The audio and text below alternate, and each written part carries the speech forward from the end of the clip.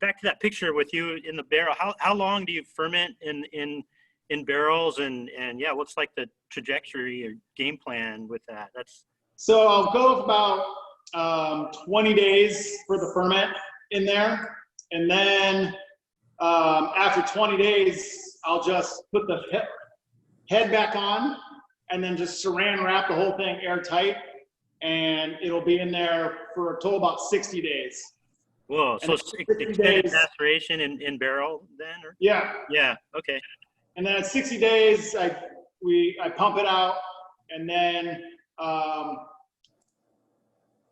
dig out all the grapes, and then just that pre-run that came out, I put those barrels back together, and then I just go back. So I'll start with like 6 barrels, and I'll end up with about 3 to 4 barrels. Okay. And just go back into those same barrels, and then age it from there. Okay. Which is like something I used to do or fairly more common with like Grenache in the bed, doing peppermint and puncheons. Yeah. And, but when we did a signature cab, the owner wanted 100% new oak in it, and I didn't want to do 100% oak. Like I didn't want the oak to be super impactful. So this is a way of like kind of some of the overt oakiness gets ins and stuff. So it doesn't. Yeah. It's not overtly oaky, especially aromatically. When you ferment in the barrel and all that off gassing and everything going on, it kind of like some of the esters from the barrel blow off, and it doesn't get absorbed into the wine as much. It's just putting juice into a raw, brand new barrel. Yeah, it seems like I hear about like Chardonnay like winemakers, they'll ferment in barrel, and you actually get like a less oaky wine from doing it in barrel. So yeah, that's a good way of doing it. Maybe some of the yeast kind of they assimilate some of those kind of compounds or something like that in the grapes. Yeah, I'm assuming this whatever's going in there, it's absorbing a lot of the flavor compounds and aroma compounds, the overt stuff, because you still get plenty of barrel like richness and weight, but you don't get the obvious like, well, that's a barrely cab. Yeah, without the roastiness and stuff. Yeah. I have that picture up. Malolactic fermentation that like, you eat through maybe a couple mils of a barrel as far as like oakiness. I can only imagine doing ferments in there with it hot and stuff. You're definitely going to take away some of that character. I used to do those when I was at Justin. Doing punch downs on those suck though. Yeah, that's why I limit it to 6 barrels, because I got other things to do here already. Like, it's like a 75 case wine. I'm like, I'm not making more than that, because it's just labor intensive. But what's your overall production now? We're after this 2018 bottling, when we get done next month, I think we're at about 9,000 cases. All right, you guys. So we're live. We're live. A few seconds here, 3 minutes. You told me now I got stage fright. Yes, it's time for me to start drinking. That's what we're doing. We are day drinking again. It is Wednesday, so it is another Paso Wine Hangout. Today we're hanging out with a few winemakers, talking about barrels. I'm going to go ahead and introduce them real quick. They'll talk about themselves and their brands, and then I'll bring it back around to talk a little bit more about our topic today and a little bit of why.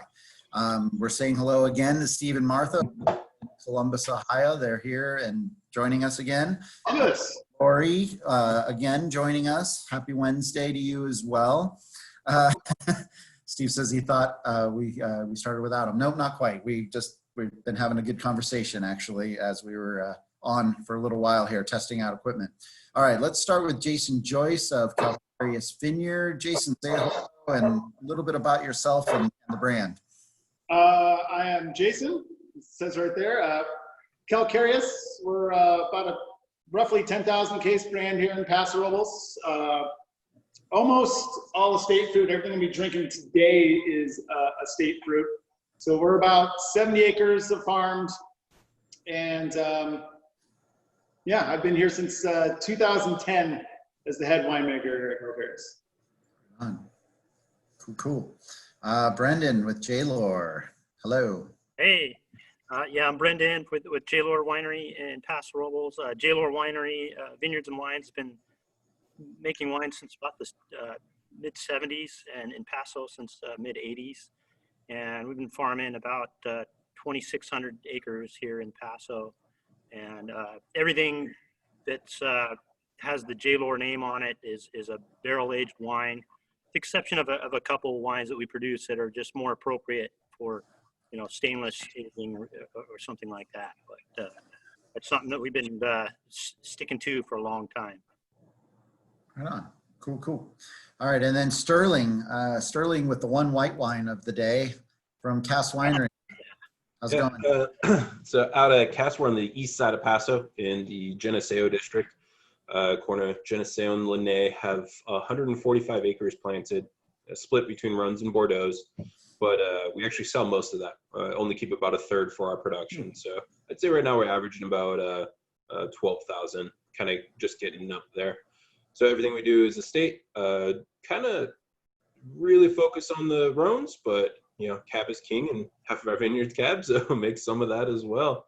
I've been there for 7 years, and that was basically the first thing I did when I took over was started the barrel program from scratch. Just kind of restarted and started teaching myself, and still barely have any idea. Right on. Well, that's what we're talking about today is barrel. I called this one the barrel of choice because there's a lot of choices out there. There's a lot of choices, right, guys? I mean, lots of Coopers, lots of people probably knocking on your door saying, hey, I've got this barrel and this does this. And, it's as it's often been likened to a kind of like a spice rack, in that you can use barrels for so many different things and applying, whether it be different nuance or helping to soften your wine, or so many applications that can be what that barrel is for. And these three guys, they all have some very different barrel programs. And we're going to get into that because we've got some acacia wood being used, Hungarian and Russian, obviously French oak, American oak, and probably one of the biggest barrel programs, maybe even in all of Paso, is the Lohr barrel program. Because Brenden, I've been to the winery before, and it reminds me a little bit about that scene in Raiders of the Lost Ark at the end. They're putting the Ark in that box, and then it's just like these barrels, right? And it's awesome. And I don't know how you guys keep that organized. It's so clean. It's like pristine in there, and it's amazing. And you have a huge barrel program. I thought I'd start with you. Yeah. Well, yeah, no, we always kind of joke. It's kind of like painting the Golden Gate Bridge or whatever. So, you start topping one barrel, and then once you get to the last barrel, you just start all over again, So we end up topping them, and it's a big management. It just takes a lot. It's super labor intensive. It takes a lot of work it's obviously at our scale, it'd be a lot easier to make wine in tanks and use staves and chips and all that stuff. But really, our management is really, that's something that we've adhered to. And yeah, I saw, Chris, that you had the Seven Oaks cab there that you were pouring. So that's about 20% new American oak in that wine. And one thing that we notice, and I don't know if Sterling and Jason, think the same, but American oak seems to have maybe about twice the amount of impact as like French oak does. So where for this wine, 20% is just appropriate, it seems like.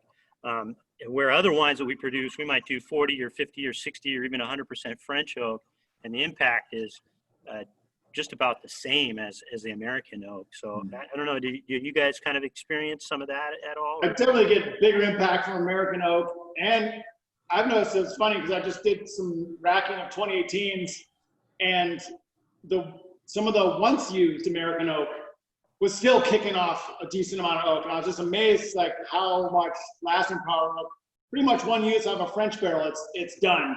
Yeah. But the American electricity, I used some heavy toasted American oak barrels, and was still getting that toasty aroma coming from a barrel that was like 3 years old and on its second wine. So it was pretty amazing. Yeah. I jokingly say it's sometimes kind of like the people. Like French is a little bit more meek, and Americans just tend to be loud and in your face. And Yeah. that's kind of goes with the barrels too. Yeah, that's one of my big challenges as winemakers. Always been trying to find a Cooper that takes American oak seriously. a lot of them are always trying to upsell you on the more expensive French oak and this and that, and they kind of treat their American oak as the secondary brand. And I've been like trying to find what coopers really respect and love American oak, because when it's right and it's used correctly, I love it. Almost all my Zin, Cab, and Syrah programs all have American oak in them here and there.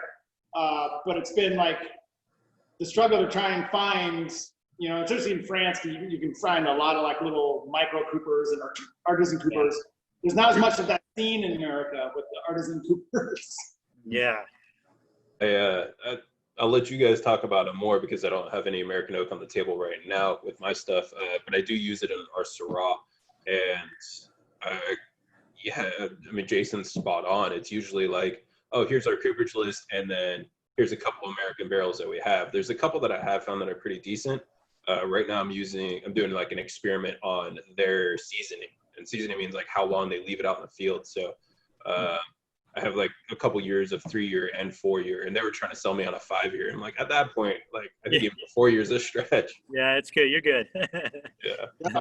I just started. I think there used to be this kind of disparity, like maybe back in the 80s and 90s, where, you know, there's French oak that was just so good, and then American oak for wine, it just, you know, it wasn't considered very, very appropriate for wine. It just didn't have the right flavor profiles. And I think it not so much has to do with the wood, but more of like the know-how. And yeah.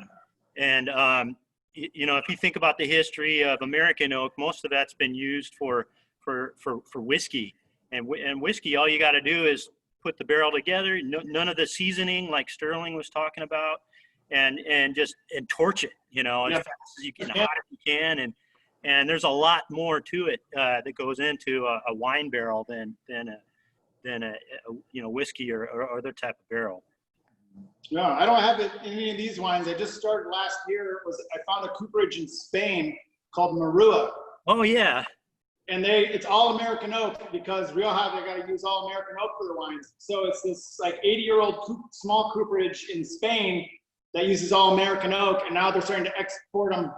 So they import the American oak to Spain, make the barrel, and then they bring the barrel back. And I've been pretty happy with it so far.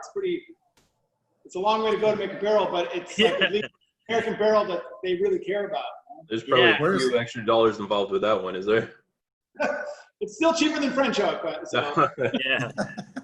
Where's that wood grown at, American oak, for our viewers here? Where is that typically coming from? Most American oak comes from either the Ozark mountain range or the what is it, the kind of the Blue Ridge Mountains, I want to say. So like kind of Missouri. I think that's Ozarks, right? The Ozarks, and then Appalachian Mountains. Yeah. So you know, people have been upselling their Minnesota oak too, because it's so cold. You're trying to get those cold regions, so you get the, like, you know, finer grain wood out of it. And then plus a lot of the old oak in America was all cut down. You know, that's like, you know, that's why there's the French back in Napoleon's day to save their sailing ships, held on and managed all their forests, where the Americans were just like, he saved the oak program for France. Yeah. So there's not as much old growth oak left in America as France, because they realized 200 years ago it was a precious resource. Yeah. Yeah. The oak we're using now is like oak that Napoleon planted for masts and for his boat, for his ships, since back in the day.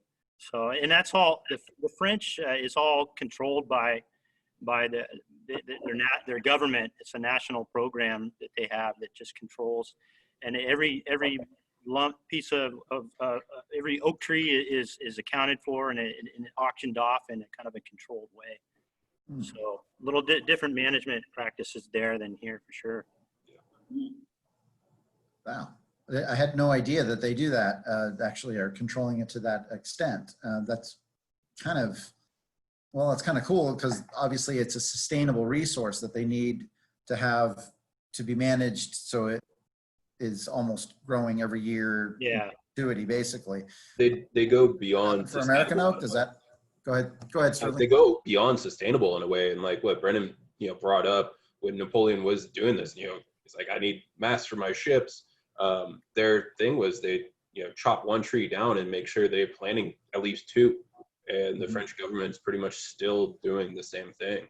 So it is like beyond sustainable. They're trying to make sure this is sustainable for, centuries. Yeah. And so, hey, Sterling, you were talking a little bit about before when we were off camera, acacia.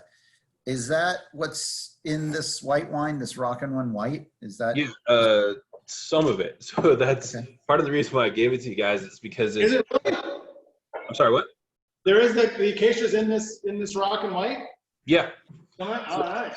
This is probably the most random and like complicated oaked wine, and that's why I use the quotations. I'll get into that. So it's Vineyard, Roussanne, and Marsanne. We grow all three of those. I do them individually as stainless steel versions, and then we have a retail label that's kind of a stainless blend. This is our oaked one, and the reason why I'm saying that is on the Vineyard portion of this, I use acacia, so it's not technically an oak. For me, the reason why I do that, and you might find a few others out there, it's really nice for aromatic whites. So I've only really seen some acacia on like Sauv Blanc, some things like that.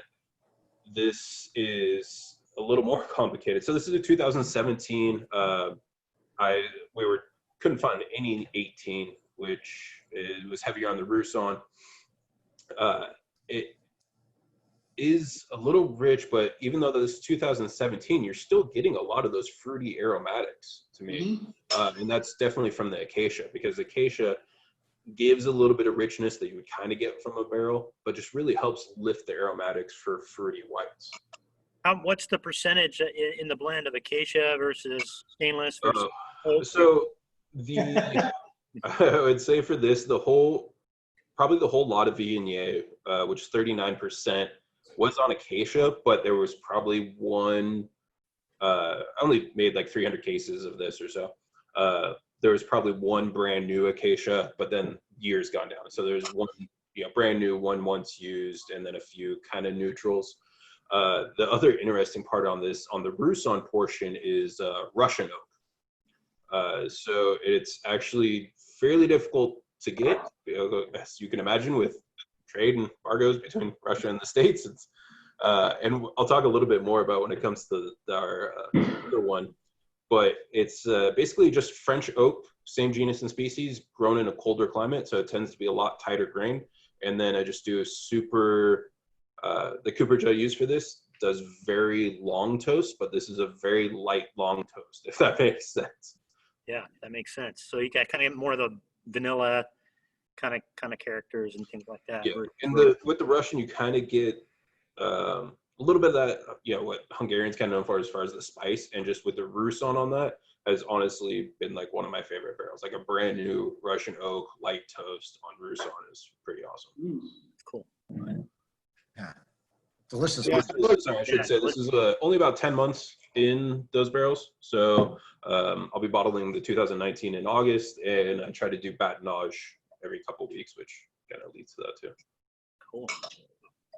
Batonnage. So if you want to define that a little for everyone. Batonnage is I go and stir up the barrels, put a little thing in there, and all the lees down at the bottom, which is sedimentation. It's mainly broken down yeast cells and some of the nutrients and still some of the particles from when you're pressing the wine.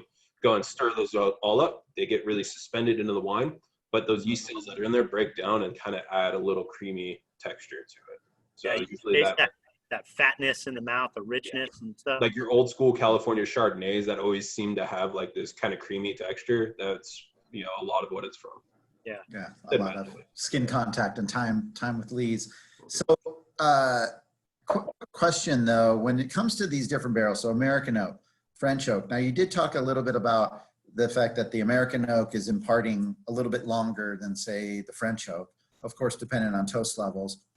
When you're using, whether it's Hungarian or any of those, did they have different lifespans? I know your general rule of thumb is 3 years and the barrel goes neutral, but are there different lifespans when it comes to some of these barrels? I noticed some cooperages that some of these kind of Rhone cooperages that they can have these kind of smoky, kind of gamey character, and they'll last you put it in a second or third or fourth fill, and you still will get that character, after even 3 or 4 years. So it's probably a lot of it has to do with the toasting, I'd imagine. A lot of it is definitely cooperage dependent versus type of oak. I mean, some, like Jason was saying, yeah, you might get a little more impact from American, but it's for sure across the board cooperage dependent. Yeah. Yeah, the Coopers have just such a massive influence, and down to the actual, you talk about cooperage, down to the actual Cooper, that's a pretty big influence. And one interesting thing about this 2018 Syrah, when I picked it, it's not only is it one of my higher amount of new oak wine, it's about 45% new French, but there was this cooperage I used for a long time when I first started. It's funny, when I first started back in 2009, 2010, I used this cooperage called Meru, and it was this. That's really exactly what I was thinking of. Yeah. Really big, smoky, bacony, rich, fat Syrah. And it was just like, I totally associated with Syrah, and it was just like my go-to Syrah barrel. And then around 2013, Meru, the small cooperage, got bought by a bigger conglomerate, and they came in with a sales pitch like, oh, we've changed everything. We've made everything higher scale. Everything's better. Everything's different. And the barrel just was completely different. And it was just, well, this is no longer what I wanted. You've now got this kind of more classic, more Bordeaux style barrel it's cleaner and like everything's up, but like kind of that dirty, rich smokiness that I loved for the Syrah was now You gone. wanted the funk. And so for 4 or 5 years, I complained, and eventually the guy that changed everything got fired and is gone now. And now the Meru barrel, starting 2018, is kind of back. And I was so excited. I was like, all right, I've gotten my barrel back. Especially, when you rely on a barrel to supply kind of this missing ingredient, because right now I just finished my barrel order like on Monday for the year. So my barrel order is kind of done at this point. And I have an expectation for what those barrels are going to do during harvest. And then if the cooper changes and it's a completely different barrel, and it just like screws up the whole thing. So I don't know, we gotta stick together these cooperages from changing up their style so much like that. How often are you making visits out there to the cooperages and the like? Not nearly enough, Chris. Yeah, not enough.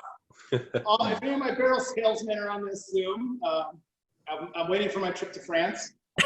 Yeah, I was gonna say, I think Jason and ours budget, like barrel budget, doesn't afford those free trips over to France. It might get more of the VIP treatment when you're buying containers where you get a little bit more respect from the cooperage. We end up doing it the way we evaluate our oak is it's a pretty neutral way. So we do it all blind tasting, and there's 3 of us that taste, and we do what's called a max preference tasting. So let's say you have like 15 barrel types, and you are forced to give 3 like a thumbs up or a plus or whatever. You have to give 3 a 0, and you have to give 3 a negative. And so it forces you to like put things into these kind of groups. So if like you have 3 tasters, you get a positive 3, let's say. And that's a barrel that we might order the next year, if everybody's liking that a lot, and that it's showing our house style. You get a negative 3, then it's like, we'll probably not use that barrel anymore. So it kind of takes some of that. It's a kind of a science way to do it, and it kind of takes some of the kind of the politics out of it. Because like, as you guys know, I mean, you get so many barrel salesmen all the time that are and so it's just like, hey, this is what our scores were. It was blind tasting, and this is how we did, and yeah, I got to cheat when I was first a cellar guy. The winemaker at Calcareous I worked under is this Australian guy named Dan Shaw. Yeah. And from J. Lohr. Yeah. Jason and he was my boss and Jason's boss for a while, right? Yeah. Yeah. So he had all this knowledge from J. Lohr, and he was explaining the testing they did and all. And so all of my initial thoughts on barrels and ideas from barrels came from him through his experience at J. Lohr of like just how thorough and large scale the testing was and examining of all those different cooperages helped me narrow down. It gave me like a little bit smaller of a section of barrels to work with. Then I can imagine Sterling, like when you start, you're like building it from scratch, you know, like I don't even know where you begin if you're just like, who are all these people? A lot of it was just the talking to the reps. Of course, you know, the quintessential thing that they all say is it's gonna respect your fruit. But it was just like hopefully trying other wines. But it's what's really nice about Paso, even though you know there's so many wineries. If I was interested in a cooperage, what I would do is be like, hey, give me your list. Who can I talk to? Yeah. And, you know, they might refer Jason. And I'll just call it, hey, can I come try like one of these barrels? And he'd be like, yeah, sure, try these. And that's kind of where I'd go from. You know, my style is a lot different, but we can still all kind of see what the barrel's doing. That's right. Yeah. A lot of. I have the all-time respect the fruit story, Sterling. Yeah. It was probably like 6-7 years ago when respecting the fruit was at the peak of hip winemaking. Yeah. And this French Cooper came in, and I'd never heard of him before, and he's trying to sell me his barrels. And he says, you know, we took our barrel, and we blind tasted it with a group of winemakers with 7 neutrals, and none of them knew which one was the new oak. And I was just like, well, then why am I paying $1,000 for it? I can pick this up for $100. Yeah, it's like, I understand you want to respect the fruit, but I think you've gone too far here, pal. It's like, I'm buying the barrel to actually do something, not just be invisible. Of course, some barrel salesmen will tell you that, you know, it's not over oaking, it's just that it's under fruited, right? So wine is under fruited. So. I don't think we have that problem in Paso. No. Yeah, that's the nice thing about Paso is we can stand up to pretty much anything with our fruit. So. Yeah. Yeah. I love when you guys talk about how barrels will actually help soften wines and you know, when it comes to maybe some of the bigger cabs and things like that. I know we have a Mourvedre here, and we've got the other Lohr cab and as well as, well, one more Calcareous as well. But how is that? Does that work out for you guys too? Are you looking at it in that respect? Because you have, I mean, we just mentioned how we have no problem getting things ripe here, but are you finding that as well in your programs? I'm going to let those two guys talk about it because especially, you know, Jason's got some pretty big wines. So and my wine's typically, you know, fairly white. Yeah, I'm tasting the Lohr signature right now. I'm talking about, and I've always felt like you know what you're doing with the barrel is, you know, when we do have these big wines, we do have massive wines like this Lohr cab. This is massive. You can tell how dark it is, how extracted it is. Like this is, if you're gonna have 100% new oak or 120%, like you said, Brenden, this is what you want your wine to look like and feel like and smell like. And to me, that oak tannin, it just kind of like smooths everything out. It's almost like a putty that gets in there. And if there's any gap in your grape tannin, if there's any holes in the way things are, it just kind of smooths that transition from upfront to finish. And when barrels are done correctly, you know, that filling all the holes is really what just makes it just overall pleasant. Like this, you know, just from start to finish, it's just this wave of rich, smooth cab. And I think, you know, if you didn't have that oak, you'd kind of feel it come in fits and starts a little bit. And so the oak's definitely doing its job palate-wise on this one. You know? Nice. Yeah, I think that's definitely huge. What Jason just said is spot on, because you don't want to just go from like, oh, fruit and a little acidity and then boom, drying tan and, you know, you're super astringent. This is just, seamless. It builds, which is very nice. That's cool. And you don't smell oak for 100%. That's not what's in your face right now.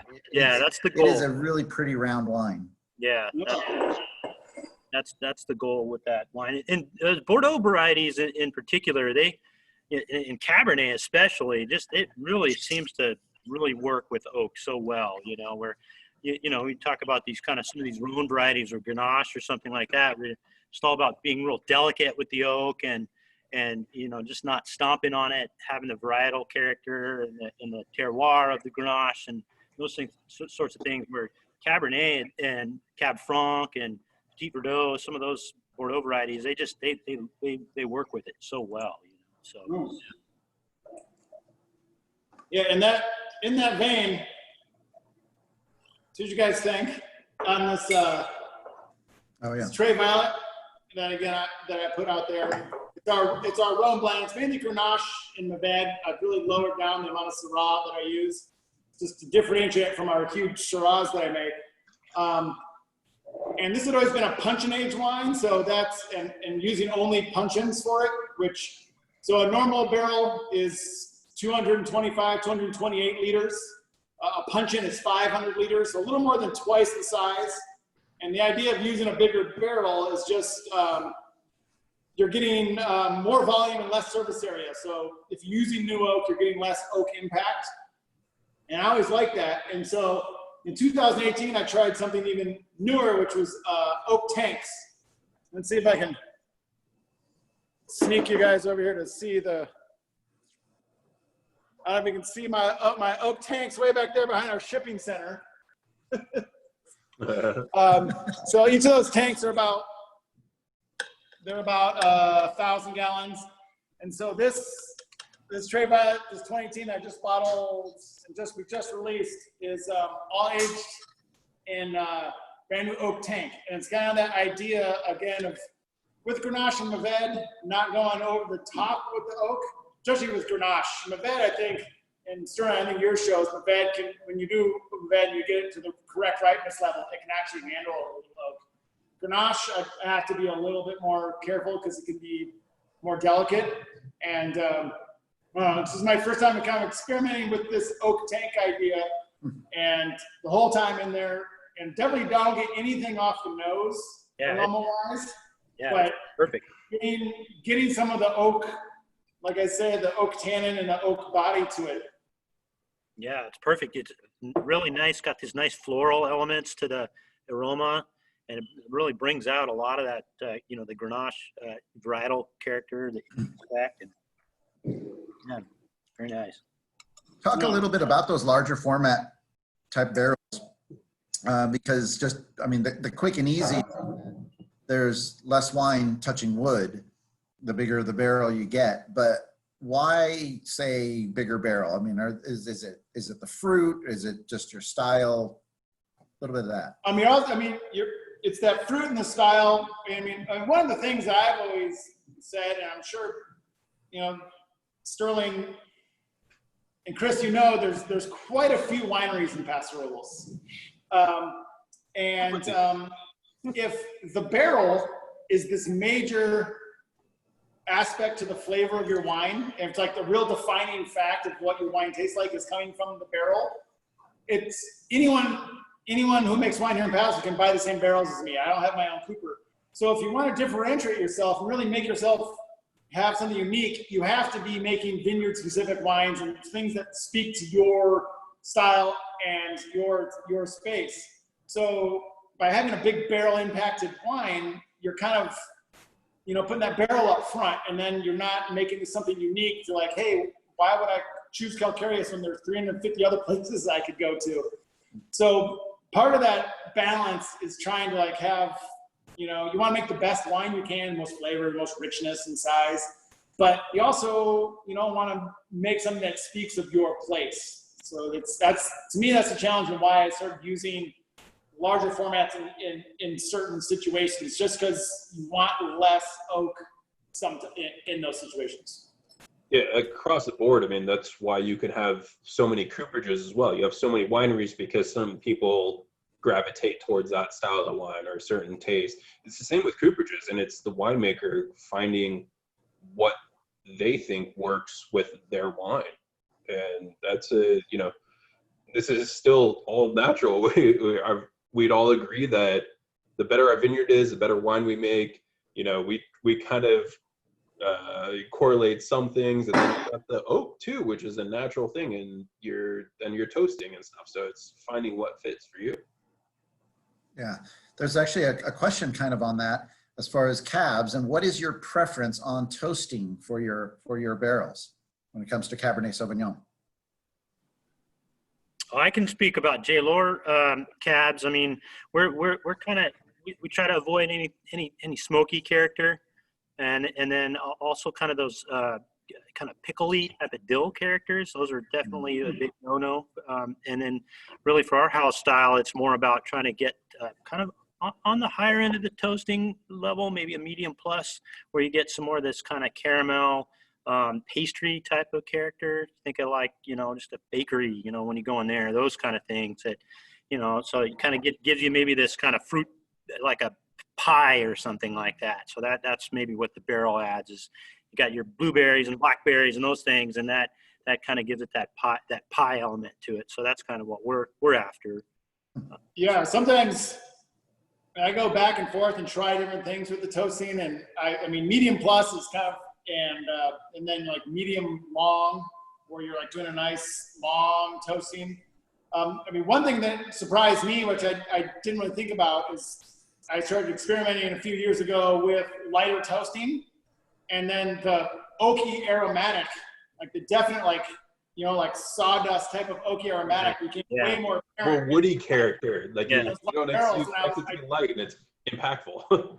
Yeah, I totally thought, it's like, oh, it's a lighter barrel, so it's gonna hide a little bit more. And all of a sudden I put a bunch of cab in a light barrel, and it was just like, cedar. It smells like a lumber. Yeah. And so I went back to like I say, Brenden, I wouldn't use like a smoky, heavy toast. I use that on Syrah, but not on cab. Yeah, Syrah. Try to stick to the medium plus at least, because it's kind of that happy medium of aromatics and texture. Yeah. How about you, Sterling? For cab, it's a little tough. I mean, to kind of go off what you were saying earlier, I do use some puncheons, and I made that mistake of doing a light toast puncheon for Grenache, thinking, I don't want too much impact, and it was almost more impact doing that light toast, because it created, so much more woody character and overrode the fruit. But after using that, like once used, maybe even twice used, then it was perfect for the Grenache. It was awesome. That's cool. Yeah, you gotta use something. Someone's got to take the hit for that the first time around. Yeah, and it's I'm still playing around like on some of the toasts. I'm like, I started this. It's been 7 years, and I'm still narrowing it down, and I'm still it's a never-ending thing. It's just constantly. You just whittle. You only have one shot a year to do it, and so you're constantly just whittling it down year after year. Generally, it's about 2 years before you can actually know, and then that was 1 year. So now my trial is generally 4 to 5 years just for that one. Yeah. We look at it as kind of like odd years for odd years and even years for even years, because it takes 2 years to do the trial. So you do your trial in 2017, and you don't really get a good idea of how that affects the wine until really about 2019. So yeah, that's that long game when it comes to barrels. How much? Let's talk about neutral barrels real quick, because I have a question that's kind of geared towards that here, but I want to kind of almost expand it. Neutral barrels, meaning barrels that are no longer imparting any characteristics of wood, smoke, caramel, all of these things that the guys are talking about. How important is a neutral barrel for you, and how long does it generally last?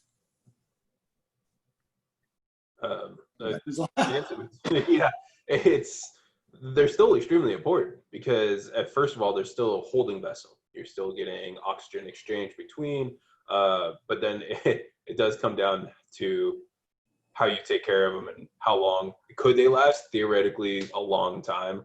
I've been trying to call out this past month. Actually, I've been calling some of our older barrels that are actually like 07s and 08s, and a lot of them smell fine, but it's just kind of getting to that point where I don't know if I should be trusting them anymore. Yeah, I mean, Is it because they're leak? Go ahead. Things like steam generators and ozone generators and all these other, like all this new stuff people can use. Like, you can actually keep your barrels cleaner and like nasty yeast free a lot easier and longer than you used to be.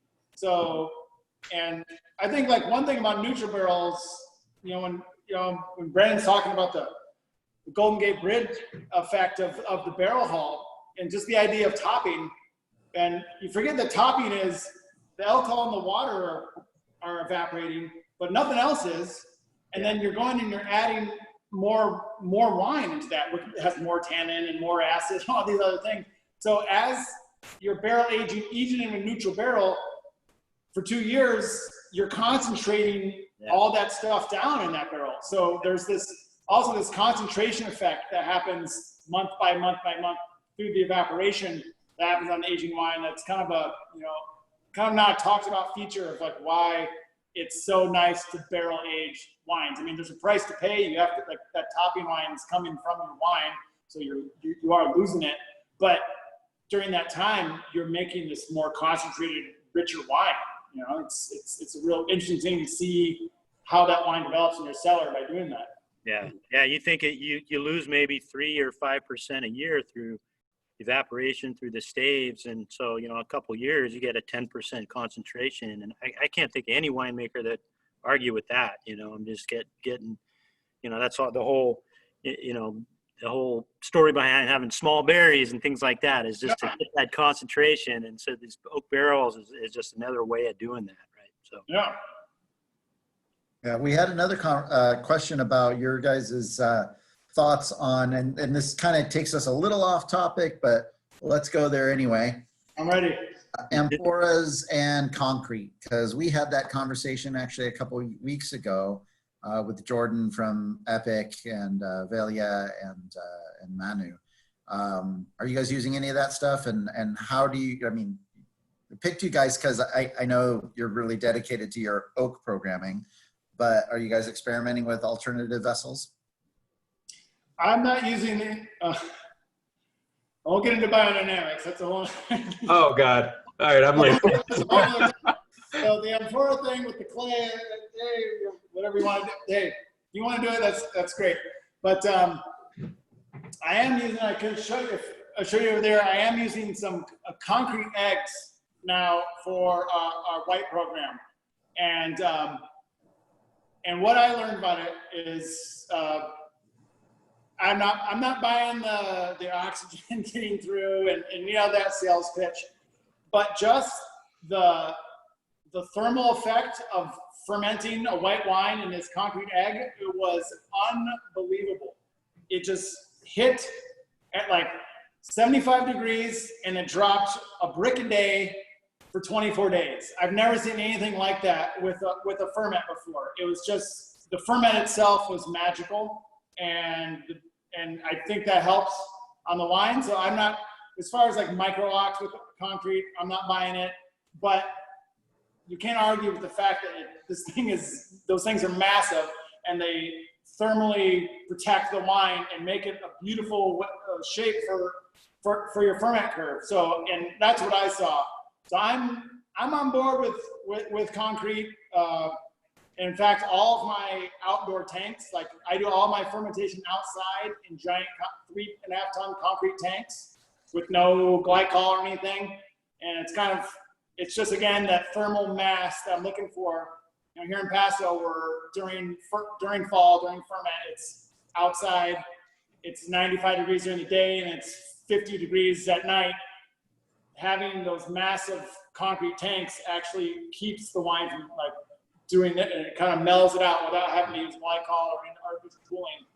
So I like the thermal mass of concrete, but if anyone wants to talk about micro ox or like that, I'm like, nah, that's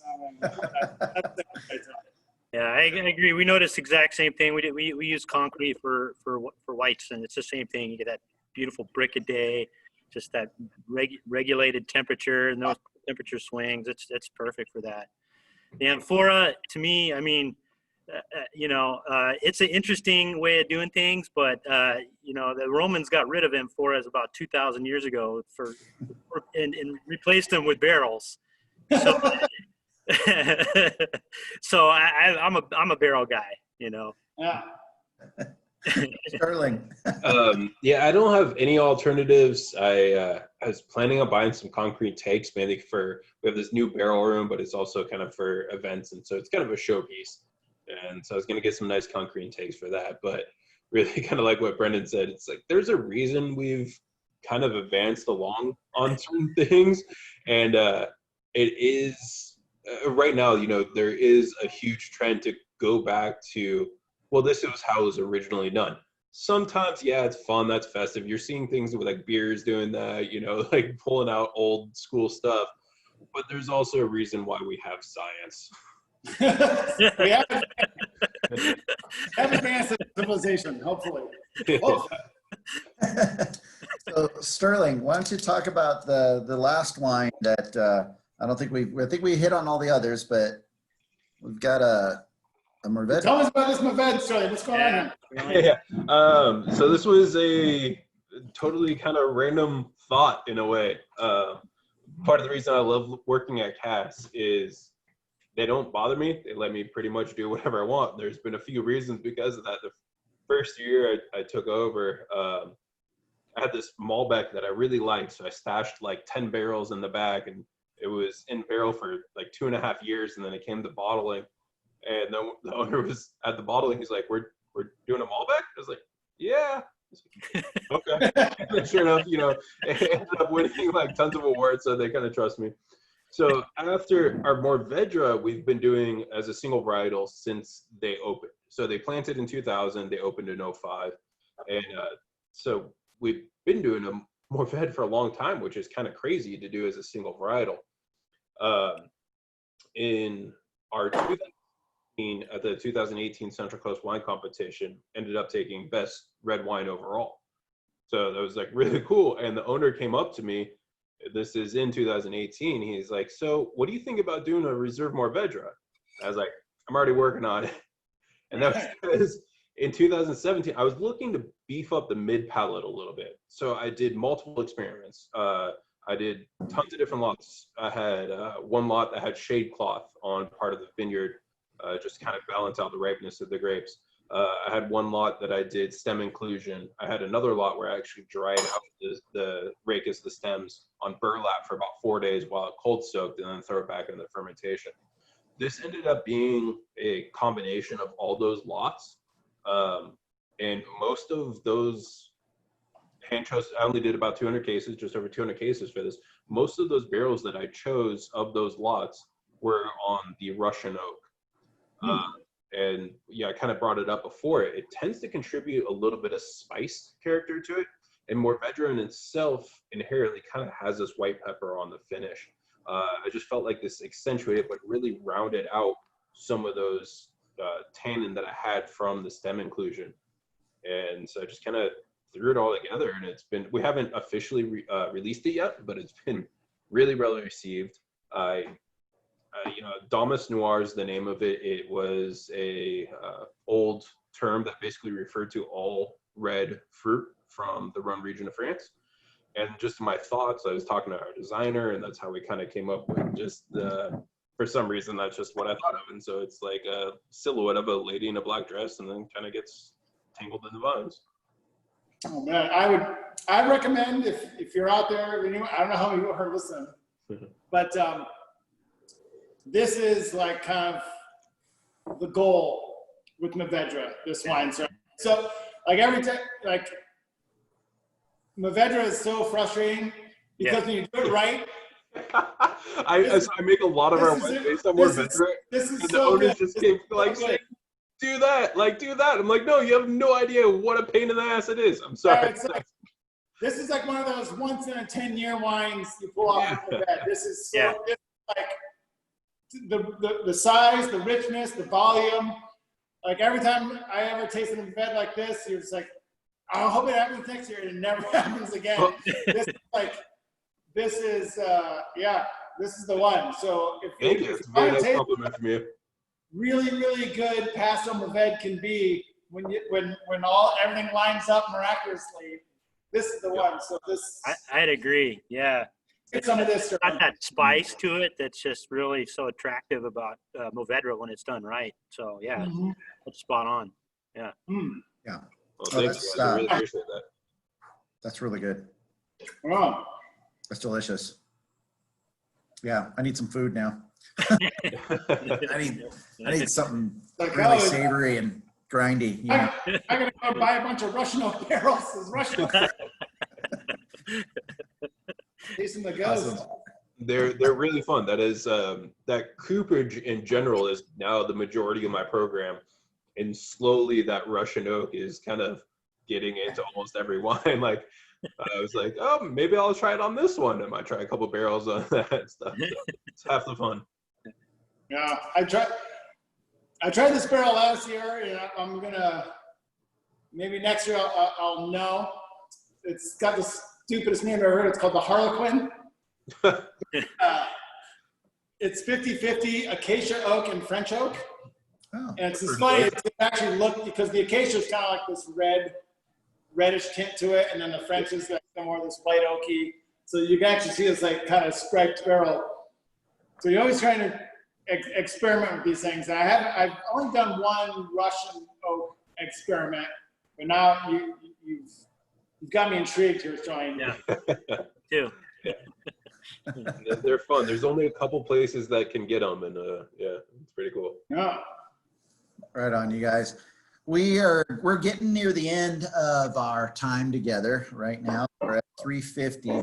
Before we go, I did want to say to the audience is that for the most part, I mean, not entirely, but a lot of wineries are open in Paso right now. We're kind of getting there through this reopening process. And a lot of wineries, in order to be open, basically have to have some sort of a food service program happening at their respective locations. Some have gotten creative and brought in vendors like caterers and the like. Not everybody wants to open right away, so they're looking to be patient with it and just kind of wait it out a little bit longer. That being said, I know, Cass, you guys are open for business right now and serving, because you already have a restaurant there and you're a caterer for that matter. You got anything coming up, or whether it be there or virtually happening coming up soon? So yeah, we opened back up because we have a full restaurant license. We opened our kind of further out patio area just so we can keep everyone distanced properly. And we did open last weekend. This weekend we should have our full menu back on, which if people haven't been there, we do have a full restaurant. So it's really nice. You can, everything just according to the state and county regulations, you have to have the same wine purchase as a food purchase. Mm-hmm. After that, obviously we can't really do any events, but we actually just opened our 8-room bed and breakfast. So it's pretty sweet. We've been working on this for years. It's built out of storage containers. So there's 8 rooms. I think it took 30 something storage containers, and we're talking about the C trains, shipping containers, to put these together, and they're elevated, looks over our vineyard. It's pretty sweet. But yeah, you can check out our website and take a look. Hopefully the pictures will be up. We're just now opening them up.